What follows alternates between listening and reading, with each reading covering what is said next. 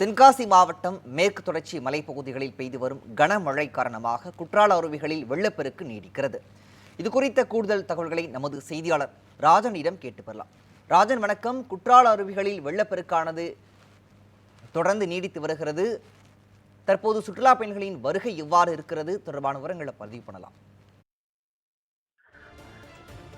வணக்கம் பிரகாஷ். அதாவது தென் தமிழகத்தில் மிகவும் பிரசித்தி பெற்று விளங்கக்கூடியது குற்றாலம்.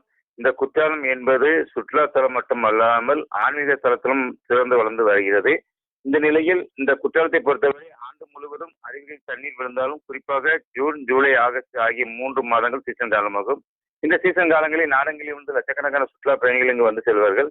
தற்போது 2ஆம் கட்ட சீசன் என்பது, அதாவது சபரிமலைக்கு செல்லக்கூடிய ஐயப்ப பக்தர்கள் கார்த்திகை மாதம் விரதம் இருந்து மாலை அணிவித்து விரதம் இருந்து தங்களது நேர்த்தி கடனை நிறைவேற்றுவதற்காக ஐயப்பன் கோயிலுக்கு செல்வது வழக்கம். தென்காசி மாவட்டம் என்பது தமிழக கேரள எல்லை பகுதியில் உள்ள மாவட்டம் என்பதால் தமிழகம் மட்டும் அல்லாமல் இந்தியா முழுவதும் இருந்து ஆயிரக்கணக்கான ஐயப்ப பக்தர்கள் இங்கு வந்து, அதாவது சபரிமலைக்கு செல்லும் போதும் சபரிமலைக்கு சென்று ஊர் திரும்பும் போதும் குற்றாலத்துக்கு வந்து இந்த புண்ணிய அருவியில் புனித நீராடி இங்கு வந்து குளித்து சென்று குற்றநாதரை வழிபட்டு செல்வது வழக்கம். இந்த நிலையில் கடந்த சில நாட்களாக மேற்கு தொடர்ச்சி மலைப்பகுதிகளிலும் மற்றும் மாவட்டத்தில் பிற பகுதிகளிலும் தொடர்ந்து பெய்து வந்த கனமழையால் மேற்கு தொடர்ச்சி மலைப்பகுதிகளில் அமைந்துள்ள 5 அருவி, மெயினருவி, பழைய குற்றாலம், புலியருவி, சிற்றருவி உள்ளிட்ட அனைத்து அருவிகளிலும் காற்றாற்று வெள்ளம் என்பது ஏற்பட்டது. தற்போது நேற்று முன்தினமும் தற்போது அந்த காற்றாற்று வெள்ளம் என்பது தற்போது குறைந்து, அதாவது பாதுகாப்பு வளையத்தை தாண்டி தண்ணீர் கொட்டுவதால் சுற்றுலா பயணிகளின் பாதுகாப்பு கருதி அருவிகளில் குளிப்பதற்கு போலீசார் தடை விதிக்கப்பட்டிருந்தது. இந்த காற்றாற்று வெள்ளத்தின் போது, அதாவது அருவிக்கரை பகுதிக்கே செல்வதற்கு தடை விதிக்கப்பட்டிருந்தது. தற்போது அந்த மேனேரி பகுதியில் அந்த பாலம் வரை செல்வதற்கு போலீசார் அனுமதி வழங்கி இங்கு வரக்கூடிய ஐயப்ப பக்தர்கள் மற்றும் சுற்றுலா பயணிகள் இங்கே வந்து அருவி முன்பகுதியில் நின்று தங்களது செல்போனில் செல்ஃபி எடுத்து சென்றவாறு இருக்கின்றனர்.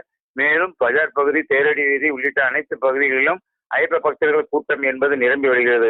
அதாவது ஐயப்பன் கோயிலில் எந்த அளவுக்கு கூட்டம் இருக்கிறதோ அதே போல் இங்குள்ள குற்றாலத்திலும் அந்த அளவுக்கு அதுக்கு ஈடாக கூட்டம் என்பது நிரம்பி வருகிறது.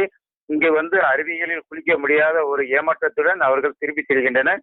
இன்னும் மழை இருக்கும் என வானிலை ஆய்வு மையம் தெரிவிக்கப்பட்டுள்ளது. இதனால் இன்னும் மழை அதிகரித்ததால், அதாவது இன்று முழுவதும் இந்த அருவிகளில் குளிப்பதற்கு தடை என்பது நீடிக்கும் என தெரிவிக்கப்பட்டுள்ளது.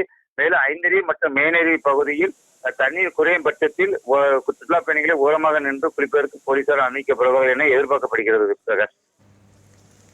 விரிவான விவரங்களுக்கு நன்றி ராஜன்.